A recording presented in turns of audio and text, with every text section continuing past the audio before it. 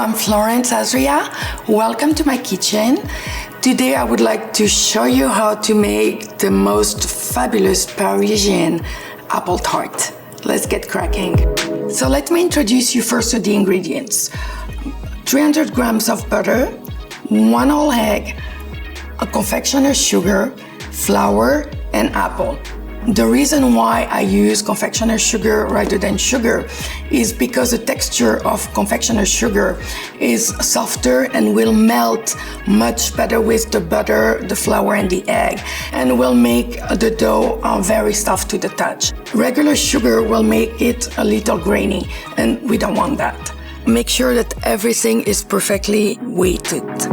In the bowl of a mixer, combine the butter, flour, sugar, and egg. Now I'm gonna mix all the ingredients in the KitchenAid, but the final touch will be by hand. Once the dough is soft, transfer it into a flour surface. Then knead it by hand until the dough becomes very soft to the touch. If you're not gonna use it the same day, wrap it tightly in a plastic wrap and let it rest in the fridge. You can make dough even months before using it. Using a flour rolling pin, roll out the dough, then transfer it into a tart mold with a removable bottom.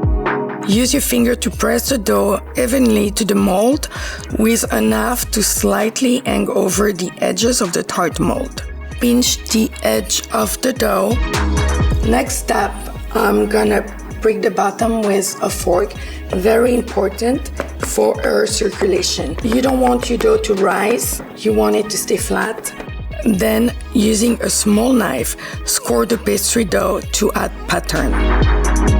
Then cover the bottom with parchment paper and fill the mold with pie weights in order to keep the dough even when it bakes.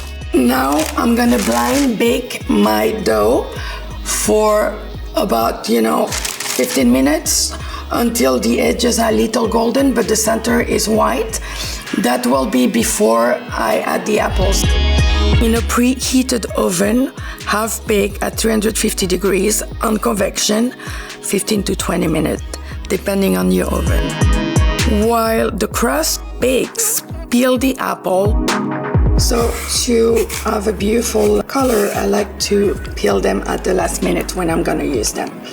Otherwise, you can always peel them and have them in lemony water, but then they get very soft and mushy. So it's really when you have no choice. Then cut them in quarters vertically, remove the core, and then slice into thin slices, being sure to keep the slice even as much as possible.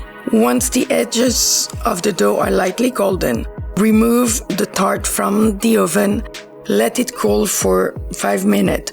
So now I'm gonna arrange the apple into the tart. So let me bring the dough. Arrange the apple slices overlapping around the perimeter clockwise. Then keep on arranging second row on the opposite direction until the entire tart is filled with apple. Make sure there is no space in between apple slices. You can follow this pattern or you can make any pattern you want. Just make sure that it's always clockwise and they always look even and pretty. So now that my apples are arranged and I create a design on my tart, I'm gonna sprinkle butter on top of it to golden the apples and make it tastier. I'm gonna sprinkle a little bit of sugar. This will help caramelize the apples and will give also a beautiful color. So now I'm gonna put the tart back into the oven, 350 convection for about 30 to 40 minutes, depending on your oven, until the apples are golden and beautiful.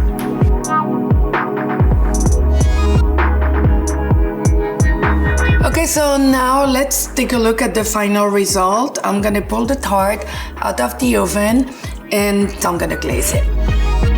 So now let's glaze it. And it's, the glaze is basically sieved apricot jam that I warm up with a little bit of water. And look, see, instantly it changed the color of the tart. That's the secret of French bakers. When you buy a tart in Paris and it's all shiny and beautiful, don't get fooled. That's what they do. And voila, absolutely perfection. The most beautiful of all. A Parisienne Apple Tart. As Parisian as me. Thank you for watching today. I hope you enjoy making this recipe. Please subscribe to my channel. We're releasing videos every week on Thursday night at 6 p.m. I look forward to seeing you then.